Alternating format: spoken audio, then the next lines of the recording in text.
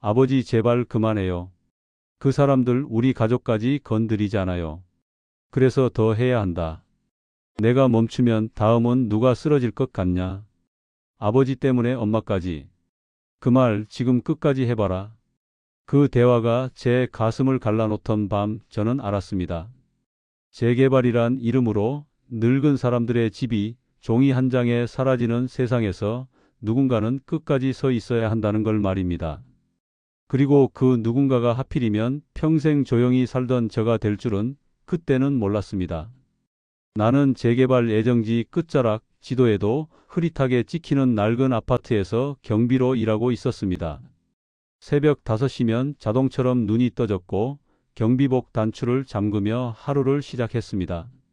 누군가는 이 나이에 고생이라 했지만 나는 이곳이 좋았습니다. 적어도 여기서는 내가 쓸모 있는 사람이었으니까요. 101호 박 할머니는 늘 제일 먼저 인사를 건네는 분이었습니다. 경비 아저씨, 오늘도 고생 많아요. 그 말 한마디에 하루가 덜 무거워졌습니다. 그런데 어느 날부터 검은 점퍼를 맞춰 입은 사람들이 아파트를 들락거리기 시작했습니다. 명함엔 이사 대행이라 적혀 있었지만 말투는 대행이 아니었습니다. 문을 두드리는 소리가 아니라 밀어붙이는 소리였습니다. 할머니, 이거 다들 찍는 겁니다. 나는 그런 거 몰라요. 그럼 더 복잡해져요. 경비실 창으로 그 장면을 보고 있는데 이상하게도 몸이 굳어 움직이지 않았습니다. 괜히 나섰다가 문제 생길까봐, 아니 정확히 말하면 평생 그래왔기 때문이었습니다. 보고도 못 본 척하는 게 늙은 사람의 지혜라고 스스로를 속여왔습니다.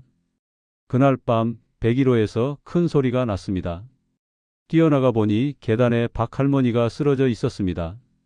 장바구니가 옆으로 넘어져 귤이 굴러다녔고 할머니는 숨을 가쁘게 몰아쉬고 있었습니다. 할머니, 괜찮으세요? 그때 할머니 손이 제 소매를 붙잡았습니다. 힘없는 손이었는데 이상하게 놓아주질 않았습니다. 도장 찍지 말라 했는데. 구급차가 도착했고 사람들은 나이 들어서 넘어졌나 보다라며 고개를 끄덕였습니다. 하지만 나는 계단 손잡이를 봤습니다. 누군가 급하게 닦아낸 듯 한 부분만 유난히 번들거렸습니다. 사고? 이게 정말 사고로 보이냐? 그 순간 오래전 묻어둔 기억 하나가 고개를 들었습니다. 그때도 다들 어쩔 수 없다고 말했었지. 그리고 그 말 뒤엔 늘 누군가의 인생이 조용히 부서져 있었습니다. 나는 그날 처음으로 그때 일을 떠올렸습니다. 그리고 알았습니다. 이 일은 그냥 넘어갈 수 없다는 걸. 병원 복도는 늘 같은 얼굴을 하고 있었습니다. 희지도 검지도 않은 회색 바닥, 걸을 때마다 삐걱거리는 소리. 누군가의 인생이 꺾이는 소리를 너무 많이 들어서 이제는 아무 감정도 없는 곳처럼 보였습니다. 나는 그 복도를 몇 번이나 왕복하며 박 할머니 병실 앞에 서 있다가 들어가지도 못하고 서성였습니다. 문을 열고 들어가니 할머니는 눈을 감고 계셨습니다. 기계가 일정한 리듬으로 울렸고 그 소리가 심장 박동처럼 느껴졌습니다. 나는 조심스럽게 다가가 침대 옆에 섰습니다. 그때 할머니 손등이 눈에 들어왔습니다. 노인의 손이라기엔 유난히 선명한 멍 자국. 넘어져서 생길 모양이 아니었습니다. 누군가 잡아챈 흔적처럼 손가락 자국이 어렴풋이 남아 있었습니다. 이건 아니다. 간호사에게 물었지만 대답은 건조했습니다. 연세가 있으셔서 잘 넘어지세요. 관리사무소에 전화했을 때도 마찬가지였습니다. 재개발이라 요즘 민원이 많습니다. 괜히 문제 키우지 마세요. 동 대표는 나를 불러 커피를 내밀며 말했습니다. 이 선생, 그냥 사고로 정리합시다. 할머니가 도장 얘기를 하셨습니다. 어르신들 원래 헷갈려요. 그리고 선생도 노후 생각해야죠. 노후. 그 말이 귓속에서 맴돌았습니다. 마치 조용히 있으라는 말을 점잖게 포장한 것처럼 들렸습니다. 나는 고개를 끄덕였습니다. 늘 하던 대로였습니다. 문제를 키우지 않는 사람, 말 잘 듣는 경비. 그렇게 살아온 세월이었습니다. 병원에서 돌아오는 길, 엘리베이터 안, 거울에 비친 내 얼굴을 봤습니다. 생각보다 더 늙어 보였습니다. 눈은 피곤했고 입은 굳게 다물려 있었습니다. 그 얼굴이 낯설었습니다. 아니, 정확히 말하면 부끄러웠습니다. 또 이렇게 넘어가? 또 못 본 척해? 집에 돌아와도 잠이 오지 않았습니다. 박 할머니가 내 소매를 붙잡던 손의 감촉이 계속 남아 있었습니다. 힘은 없었지만 놓치지 않으려는 손. 그 손이 마치 나를 붙잡고 있는 것 같았습니다. 도와달라는 게 아니었어. 알아달라는 거였지. 그날 밤 경비실로 다시 나갔습니다. 근무 시간이 아니었지만 발걸음이 그쪽으로 향했습니다. 불 꺼진 경비실 의자에 앉아 한참을 가만히 있었습니다. 늘 앉아있던 자리. 이 자리에서 나는 수없이 많은 일들을 봤습니다. 싸움도, 울음도, 이사 가는 날의 인사도. 하지만 나는 늘 중립이었습니다. 아니, 침묵이었습니다. 그 침묵이 얼마나 많은 사람을 다치게 했는지 이제야 조금 알 것 같았습니다. 나는 서랍을 열었습니다. 오래 쓰지 않던 작은 수첩 하나가 있었습니다. 누렇게 바랜 종이. 젊었을 때 쓰던 버릇이 남아있던 물건이었습니다. 나는 펜을 들고 첫 줄에 날짜를 적었습니다. 그리고 박 할머니 이름을 썼습니다. 장소, 시간, 있었던 말. 손이 떨리지는 않았습니다. 오히려 이상하게 차분했습니다. 그래. 크게 싸우지 말자. 소리치지 말자. 그냥 남기자. 누군가는 말하겠지. 노인네가 뭘 하겠냐고. 하지만 나는 알고 있었습니다. 기록은 거짓말을 이긴다는 걸. 당장은 약해 보여도 끝까지 남는다는 걸. 그 순간 가슴 깊은 곳에서 늦은 심장 박동이 느껴졌습니다. 오래 눌려있던 무언가가 아주 천천히 고개를 들고 있었습니다. 분노도 폭수도 아니었습니다. 존엄이었습니다.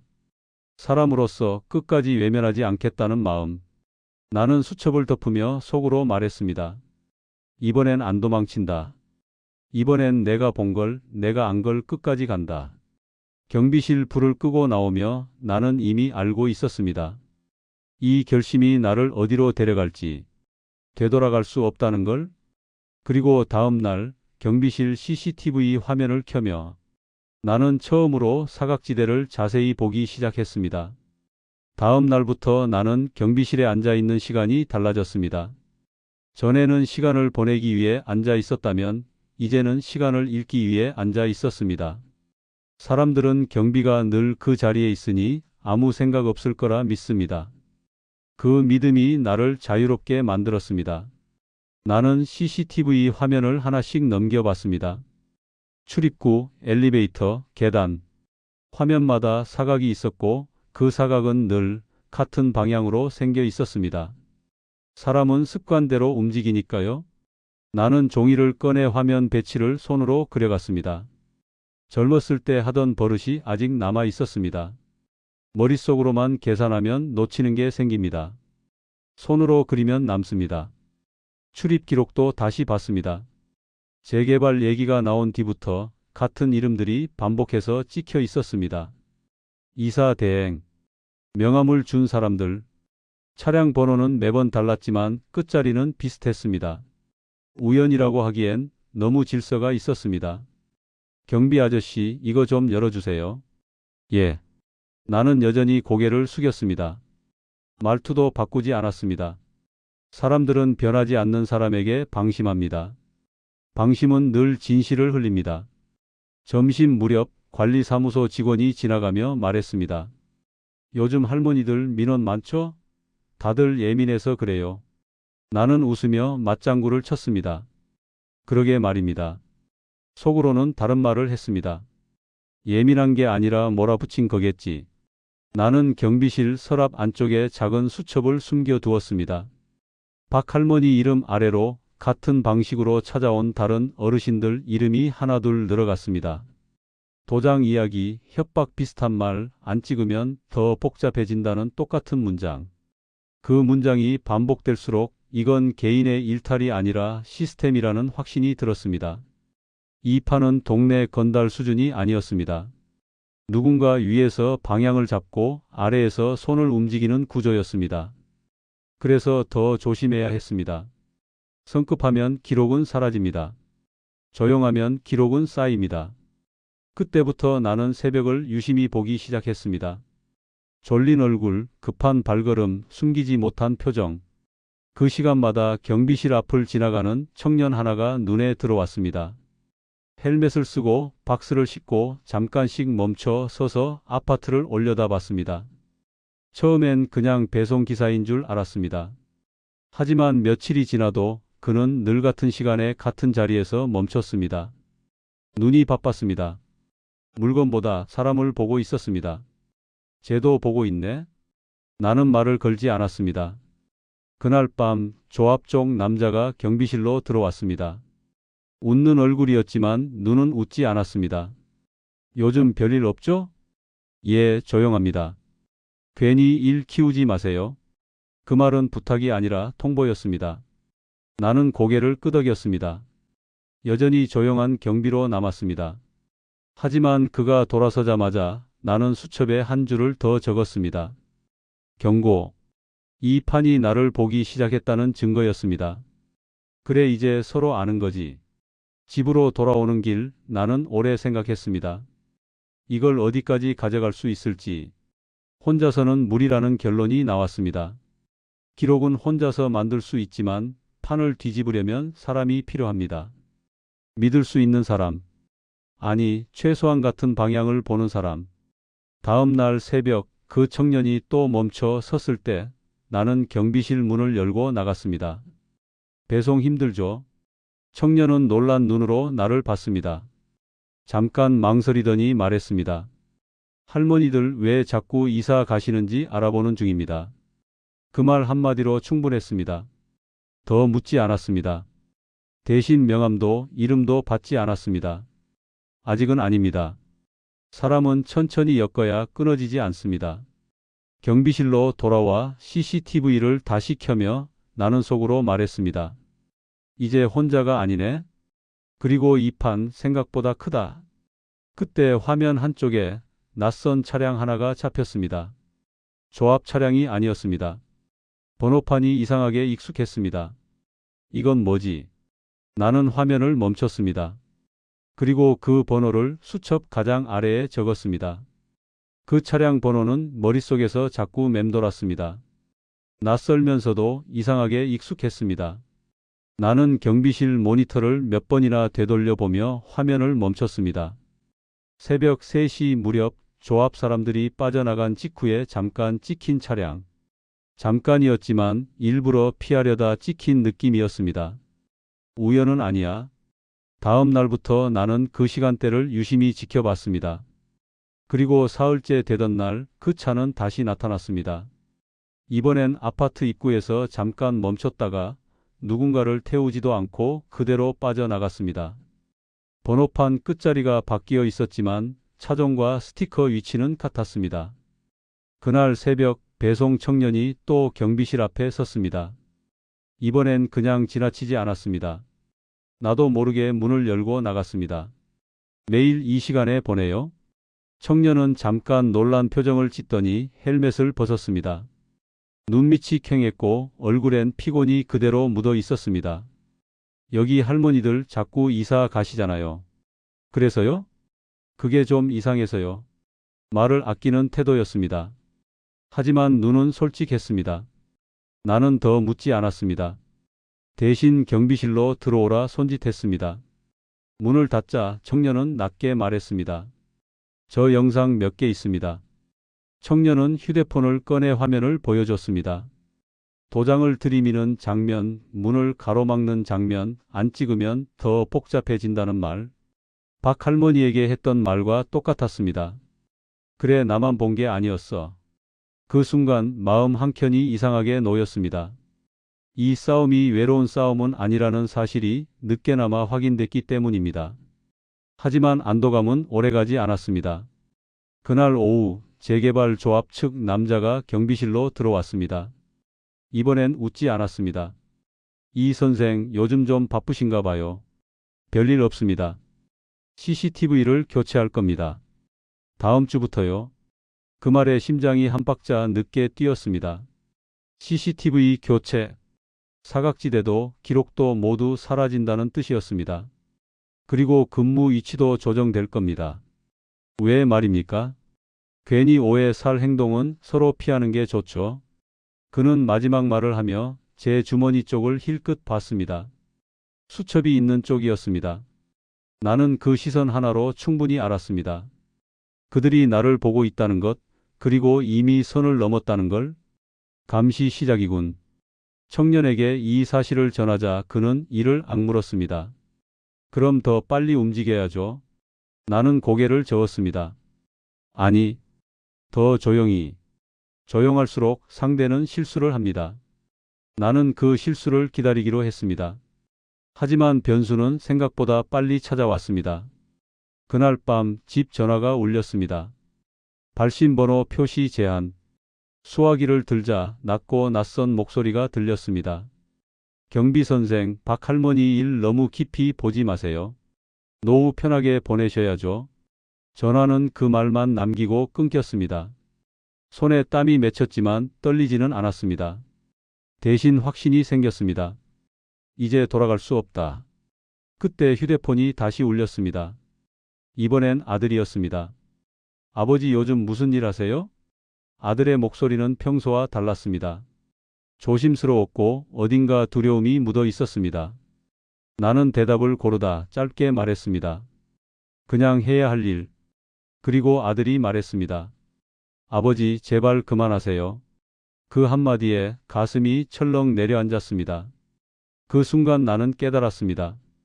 이 싸움은 더 이상 아파트 안의 문제가 아니라는 걸, 내 가족까지 흔들고 있다는 걸. 나는 수첩을 꺼내 아들 이름을 적었습니다. 그리고 그 아래 크게 한 줄을 더 그었습니다. 그때 경비실 CCTV 화면에 그 낯선 차량이 다시 잡혔습니다. 이번엔 우리 집 근처였습니다. 그 차량이 우리 집 근처에서 잡혔다는 걸 확인한 순간 손끝이 차가워졌습니다. 아파트 문제였던 일이 어느새 내 삶의 울타리를 넘어와 있었습니다. 화면을 멈춰두고 한참을 바라보다가 나는 천천히 숨을 내쉬었습니다. 당황하지 말아야지. 청년에게 연락이 왔습니다. 아저씨, 박 할머니 건 그냥 사고가 아니에요. 그는 떨리는 목소리로 말했습니다.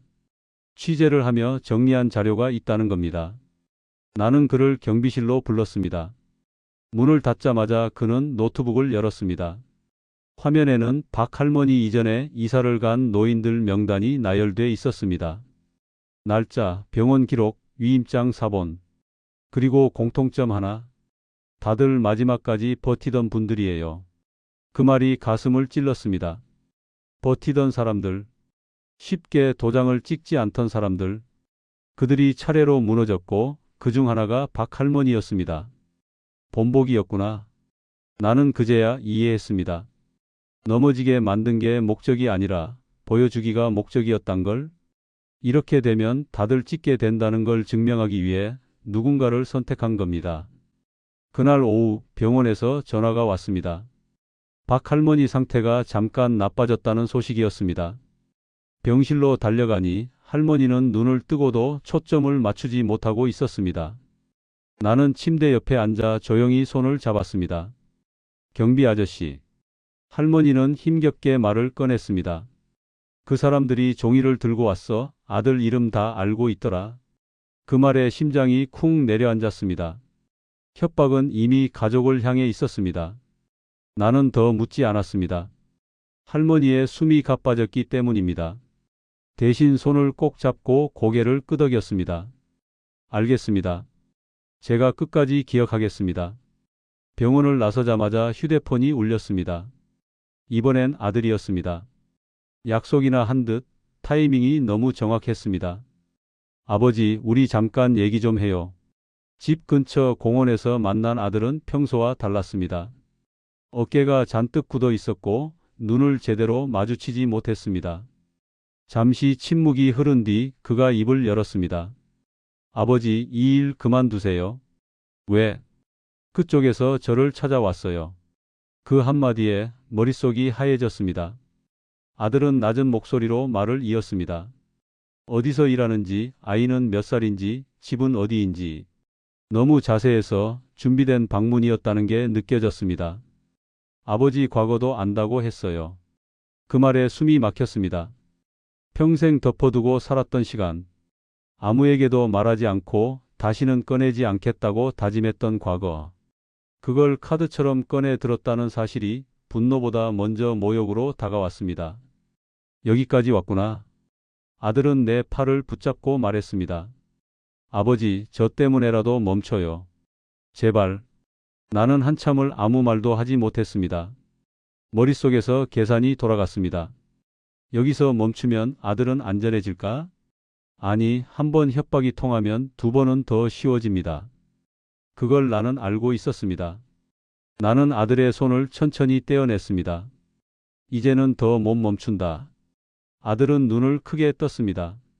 처음 보는 눈빛이었습니다. 실망과 두려움, 그리고 이해하지 못함이 섞인 얼굴. 그 얼굴을 보며 가슴이 찢어졌지만 나는 물러서지 않았습니다. 이번엔 내 존엄 문제야. 그리고 내가 살기 위해서도. 집으로 돌아오는 길 경비실을 지나쳤습니다. 불은 꺼져 있었고 자리는 비어 있었습니다. 그 빈자리를 보며 나는 알았습니다.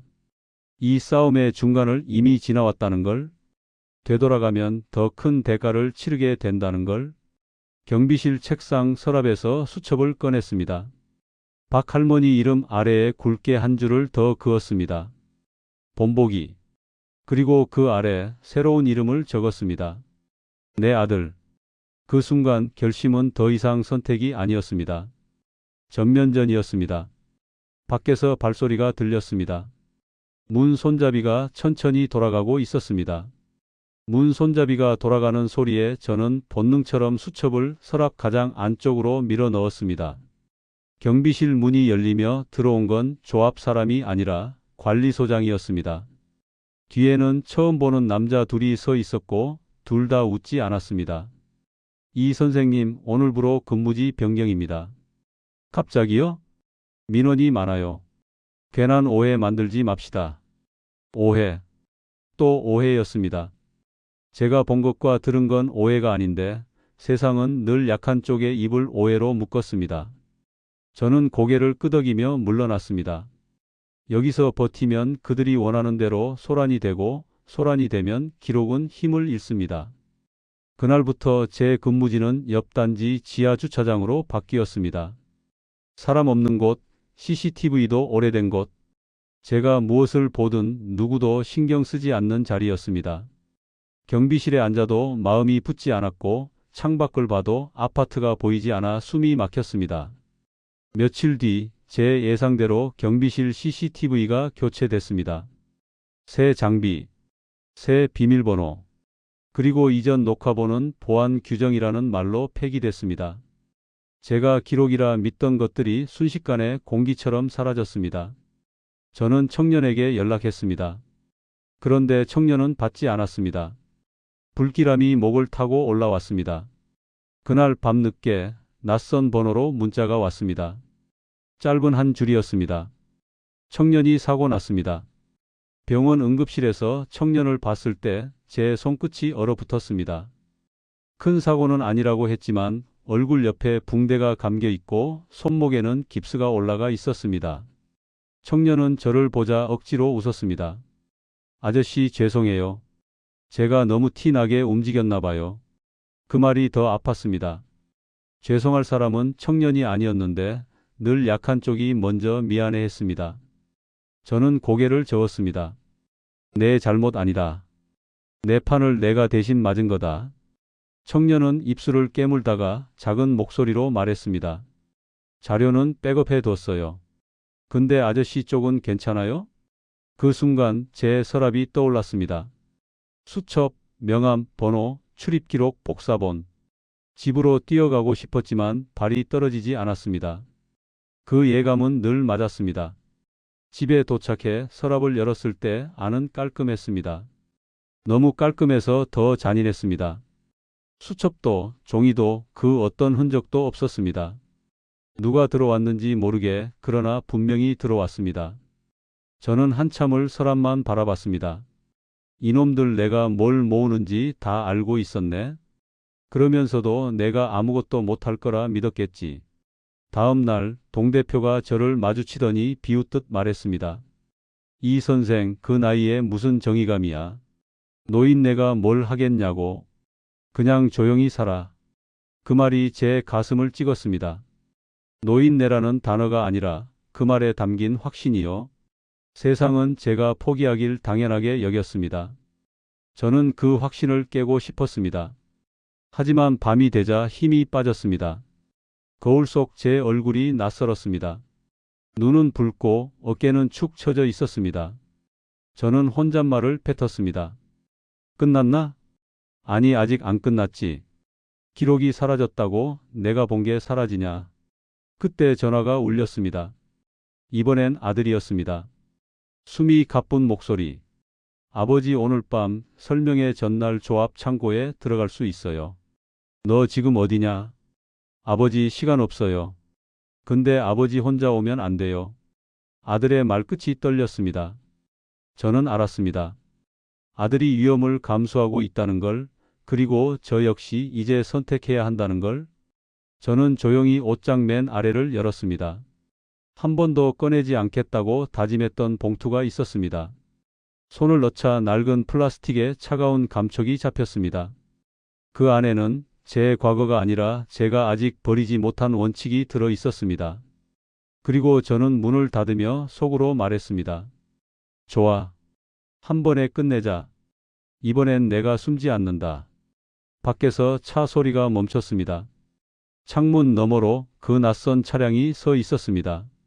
설명회 날 체육관은 사람들로 가득했습니다.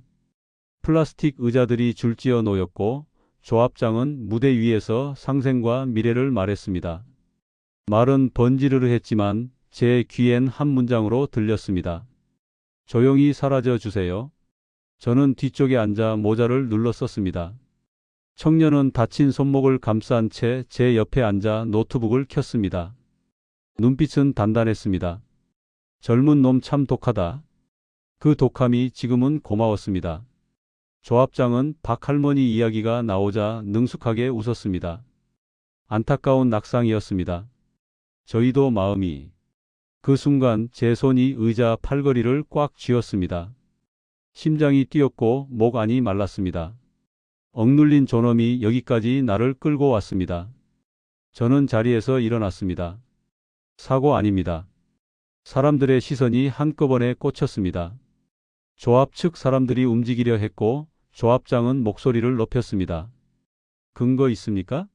이런 자리에서 허위 발언은. 그 말이 끝나기 전에 청년이 키보드를 두드렸습니다.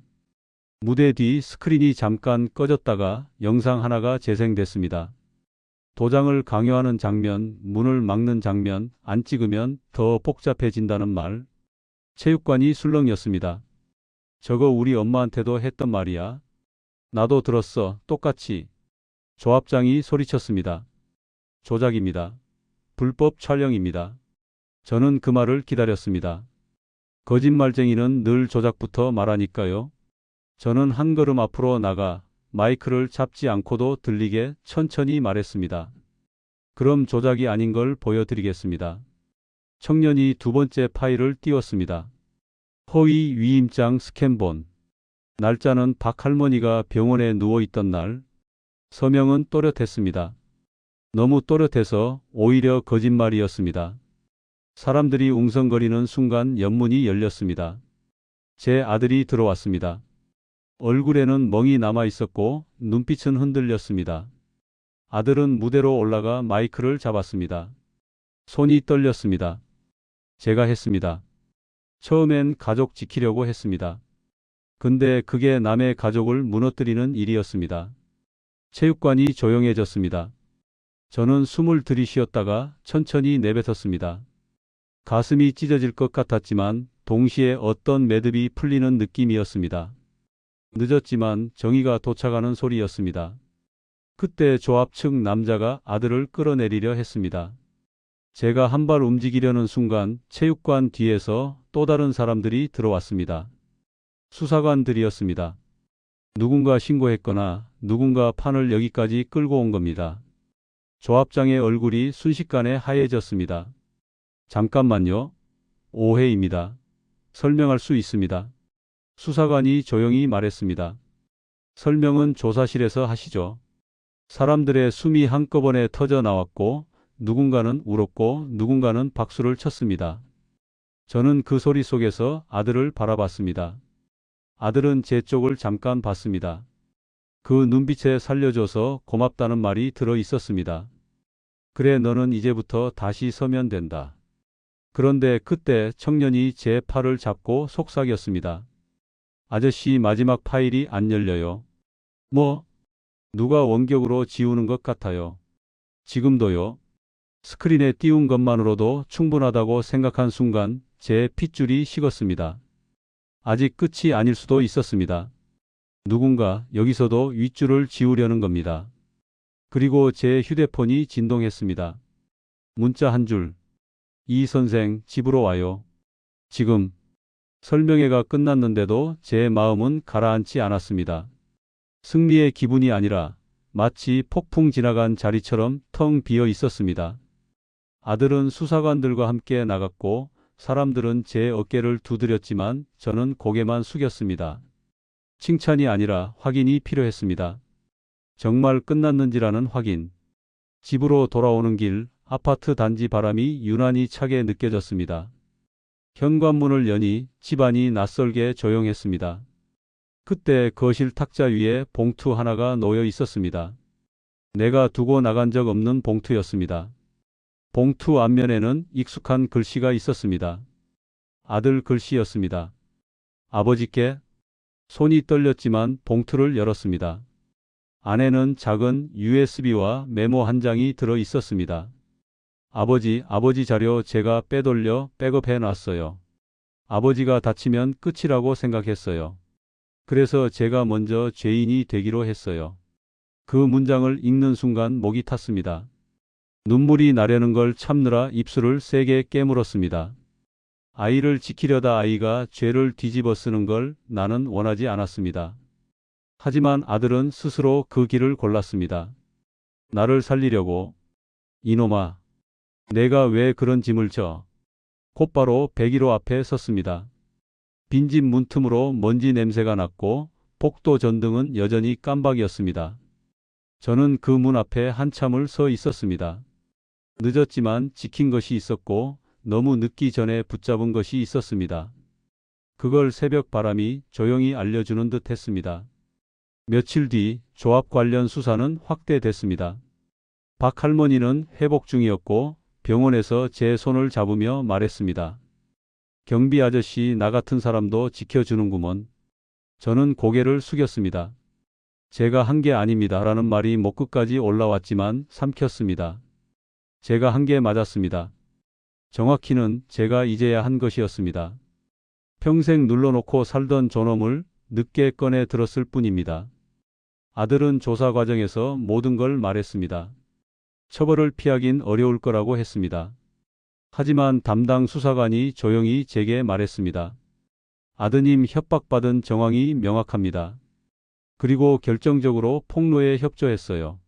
그 말을 듣고 저는 처음으로 숨이 내려앉는 걸 느꼈습니다. 끝까지 책임지는 게 정의라면 아들도 이제 자기 방식의 정의를 선택한 겁니다. 늦었지만 올바른 쪽으로. 저는 다시 경비 일을 찾았습니다. 예전 아파트는 아니었습니다. 작은 공공시설 야간 관리였습니다. 첫날 문을 열며 저는 천천히 안을 둘러봤습니다. 낡았지만 깨끗했고 조용했지만 단단한 느낌이 있었습니다. 책상 위에 수첩을 놓고 저는 첫 페이지에 적었습니다. 기록은 남는다. 존엄도 남는다. 그리고 속으로 말했습니다. 평범한 사람의 정의는 조용히 오래간다. 나 같은 사람도 끝까지 갈 수 있다. 문 밖에서 바람이 스쳤고 저는 경비실 불을 켰습니다. 빛이 켜지며 어둠이 뒤로 물러났습니다. 그 모습이 이상하게도 마음에 오래 남았습니다. 오늘 이야기는 여기까지입니다. 조용히 살아온 한 사람의 선택이 늦게나마 세상을 조금 움직였습니다. 이런 사연이 더 이상 혼자 묻히지 않도록 구독과 좋아요 그리고 여러분의 의견도 함께 해주세요.